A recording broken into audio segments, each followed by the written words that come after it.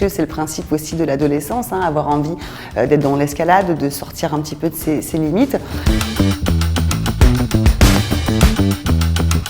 Les jeunes sont friands de contenus choquants parce que justement ils ne sont pas censés être accessibles à leur âge, parce qu'ils vont avoir envie de se faire vivre d'autres expériences que ce qu'ils font dans leur quotidien. Il y a un rite d'initiation aussi qui est très important dans la construction adolescente pour exister au sein d'un groupe de pairs, montrer qu'on est grand par exemple, qu'on contourne les règles, qu'on enfreint les règles. Donc ça fait partie vraiment des raisons pour lesquelles ils vont massivement aller regarder des contenus qui ne sont pas du tout appropriés pour leur âge.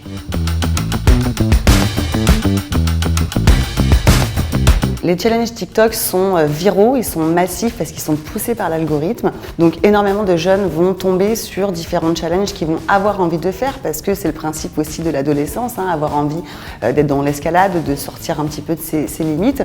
Donc ce qui peut être dangereux avec ces différents challenges, c'est que certains ne sont pas du tout appropriés à la jeunesse et peuvent les mettre en danger d'un point de vue de leur santé mentale ou de leur santé physique. En tant que parent, on peut paramétrer le contrôle parental pour protéger ses enfants. Toutefois, attention, jusqu'à un certain âge, parce qu'après, il faut quand même qu'ils s'autonomisent et qu'ils apprennent à grandir. Et puis attention aussi, le contrôle parental ne peut pas protéger en entier les enfants, puisqu'ils peuvent quand même le contourner d'une part. Il faut quand même veiller, mine de rien, à ce que le contrôle parental reste bien actif. Et puis ce qui est important aussi, c'est de ne pas substituer l'outil à l'éducation. Il doit être complémentaire à l'éducation et à la discussion.